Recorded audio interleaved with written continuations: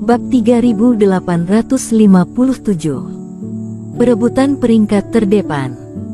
Erikin menerima hadiah di udara dan para kultivator dapat melihat dengan jelas dari bawah, jadi tidak perlu menyembunyikannya dari semua orang. Saat semua orang melihatnya, saat ini, kecuali lengan Erikin, ada 9 tanda samar lagi dan sepertinya tidak ada yang berubah. Apakah ini benar-benar hadiah? Kenapa aku merasa ini tidak lebih berguna dari pedang abadi itu? Mulyanihu mengerutkan kening. Rasanya kurang mengesankan. Senior sebelumnya memperoleh pedang abadi penambah kekuatan. Mungkinkah tanda ini semacam kekuatan? Kata Jenohu setelah berpikir sejenak. Semacam kekuatan. Mungkin saja.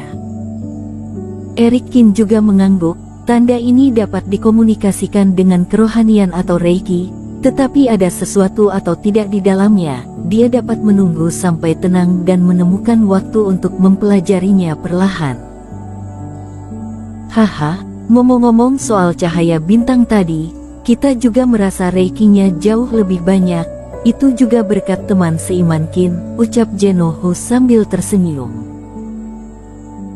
Hadiah tadi, meskipun terutama ditujukan kepada Erikin, tampaknya menjadi alasan mengapa semua orang juga ikut serta dalam pembunuhan roh binatang pola 9 garis, sehingga aura yang hilang sebelumnya dari para kultivator dipulihkan dan bahkan sedikit meningkat.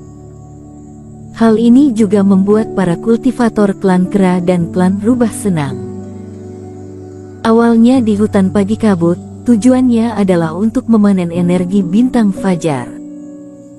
Sisa energi bintang fajar, tolong bagikan ke yang lainnya. Melihat bahwa dia telah menyerap bunga energi bintang fajar dan masih ada sebagian besarnya, Erikin mengulurkan tangannya. Semua aura yang tersisa dibagi menjadi gumpalan aura dan jatuh ke semua orang. Meskipun, kecuali Lela Yuan, mungkin tidak banyak berpengaruh pada para kultivator di sana, tetapi semua orang tertawa dan menyerapnya, yang juga merupakan bukti pembunuhan roh binatang pola 9 garis itu bersama-sama. Setelah melakukan semua ini, Erikin melihat kekosongan di sampingnya sedikit bergetar dan merasakan kekuatan tolak dari ruang sekitarnya. Beralih melihat Lela Yuan dan Mulyanihu, situasi kedua gadis itu hampir sama. Tampaknya waktu 7 hari sudah habis. Kakak kedua, aku sudah harus pergi, kata Mulyanihu. Kalian pergi dulu, kita masih punya setengah jam sampai 1 jam lagi, jadi kita akan tinggal di sini. Jenohu berkata sambil tersenyum. Kaden Huang juga mengangguk. Tanda para kultivator sudah memadat dan tidak mungkin mencapai 5 besar. Apalagi jika roh binatang pola 9 garis telah dijatuhkan, sebenarnya tidak ada yang bisa dilakukan lagi di sini. Namun, seseorang di kumpulan kultivator itu menghancurkan segel transmisi, sehingga tidak ada cara untuk pergi secara langsung. Jadi, Erikin dan kedua perempuan itu meninggalkan tempat ini secara otomatis. Sementara yang lain tinggal di sini, menunggu segel transmisi beroperasi. Erikin hanya merasakan seberkas cahaya di depannya, seolah-olah dia telah melewati lorong luar angkasa. Ketika dia melihat cahaya lagi, dia sudah melayang di atas sebuah alun-alun. Segala sesuatu di depannya berubah dari buram menjadi lebih jelas. Di bawah, ada sekelompok kultivator hitam, setidaknya ada 1000-an. Di tengah alun-alun, ada panggung tinggi yang melayang. Di panggung tinggi itu, dia melihat Vinola Su, Mita Yan dan lainnya, serta Henkili dan lainnya yang telah melarikan diri sebelumnya. Pada saat ini, ribuan kultivator melihat ke arah daerah di mana Erikin berada. Dalam adegan sebesar itu, Erikin masih bisa tenang, tetapi Lela Yuan dan Mulyanihu tidak bisa menahan perasaan sedikit gugup. Itu teman seiman Qin yang keluar. Aku baru saja melihat bahwa sosok itu tampak seperti Tuan Qin. Di panggung tinggi, saat sosok Erik Qin berangsur-angsur muncul, Vinola Su, Mita Yan, Tetua Di dan yang lainnya semua berdiri dan melihat ke sana. Aku tidak tahu apakah Tuan Qin kembali dan kinerja Kingsu akan dapat melangkah lebih jauh dan menstabilkan posisi teratas. Banyak kultivator sangat menantikannya. Saat ini, dalam daftar emas di tirai langit, kinerja Kingsu sudah berada di urutan kedua setelah Longzhu dan tampaknya tidak jauh berbeda. Ini sudah merupakan hasil terbaik yang dicapai Kingsu sejak zaman kuno, bahkan dalam sejarah yang panjang, hanya 3 kali saja.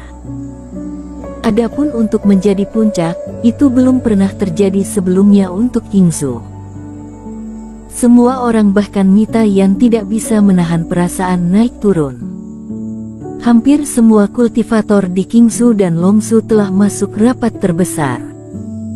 Oleh karena itu, sangat mungkin hasil yang dibawa kembali oleh Erik Qin akan menentukan kepemilikan akhir. Tidak hanya 3 daratan yang lebih lemah, Kingsu, Suesu dan kota F, tetapi juga tuan istana dari istana bintang utama lainnya, juga memandang ke udara, terutama Jelkin, wajahnya bahkan lebih jelek dan dalam hatinya terus berdoa. Karena Hengki Li gagal membunuh Erik Qin, namun Erik Qin membunuh puluhan pejuang kebanggaannya, kali ini kota F hampir dipastikan stabil berada di posisi terbawah di Jeoshu. Ini juga berarti bahwa istana bintang di kota F, yang menyediakan minuman pertama dan minuman terakhir, yaitu dirinya sendiri, harus menelan sendiri setoples besar anggur pahit yang diseduh sendiri. Tetapi Jelkin benar-benar tidak ingin melihat bahwa bir pertama yang telah dia seduh dengan hati-hati selama 2000 tahun, bir abadi yang mengandung banyak esensi Reiki, akhirnya jatuh ke tangan Kingsu. Kemalangan terus datang dan dia sangat marah. Tidak mungkin, Longzhu telah berada di urutan teratas selama 100.000 tahun dan tidak mungkin bagi siapapun untuk melampaui Longzhu. Mata Jelkin memerah dan dia terus menyemangati dirinya sendiri. Dia tidak pernah seperti ini, berharap Longzhu untuk menang. Di samping, 5 klan iblis, yang hanya menjadi penonton, juga memerhatikan masalah ini dengan penuh minat. Meskipun mereka tidak terlalu peduli dengan masalah Jeoshu, jika seseorang dapat melampaui Longzhu yang hampir tak terkalahkan, klan iblis tentu saja akan dengan senang hati ikut bersenang-senang. Erik Qin, bocah ini, kemanapun dia pergi, dia cukup membuat masalah dan menarik perhatian kita. Kaisar Iblis Kera meminum bir spiritual dan tersenyum pahit. Apakah ini orang yang menyelamatkan adik laki-laki dan anak perempuanku? Kaisar Rubah menyipitkan matanya dan dengan lembut memelintir janggutnya. Di atas udara, tatapan Erik Qin, setelah mengamati situasi di bawah, juga mendarat di daftar emas yang tergantung dari tirai langit di satu sisi. Daftarnya rapi dan peringkat dari berbagai kekuatan diurutkan. Dengan cara ini, jauh lebih menarik dan akurat untuk melihat 14 bintang di cincin perunggu. Beberapa peringkat yang terdepan: Longzhu pertama, Kingsu kedua, kota F dan Suezu, setelah upaya mereka sendiri, juga berada di peringkat 6 besar. Ternyata Kingsu hanya yang kedua saat ini. Wush. Dan ketika Erik Qin memikirkan hal ini di benaknya, seberkas cahaya terbang keluar dari cincin perunggu di tangannya dan terbang menuju daftar emas besar itu. Hasil Erik Qin akan dimasukkan dalam daftar emas. Hati banyak kultivator di bawah juga naik turun. Entah itu pihak yang mendukung Kingsu atau musuh Kingsu, mata mereka tertuju pada daftar emas. Pemberian peringkat daftar emas ini tidak hanya peringkat jumlah kultivator yang telah memasuki tempat ini, tetapi juga mencakup pencapaian para kultivator. Misalnya, para kultivator yang masuk 5 besar akan memberikan kontribusi tambahan. Mata Jelkin semakin menyipit, tidak berani berkedip sama sekali. Ketika aura Erikin terbang ke dalam daftar emas, cahaya di sekitar Kingsu tiba-tiba meledak menjadi cahaya yang beberapa kali lebih terang. Kata Kingsu yang memesona bersinar terang, menutupi seluruh lembah, seolah-olah dengan keagungan yang tak terbatas, menyebabkan banyak kultivator merasakan mata mereka kesemutan dan tidak bisa menahan diri untuk menundukkan kepala mereka. Bersambung.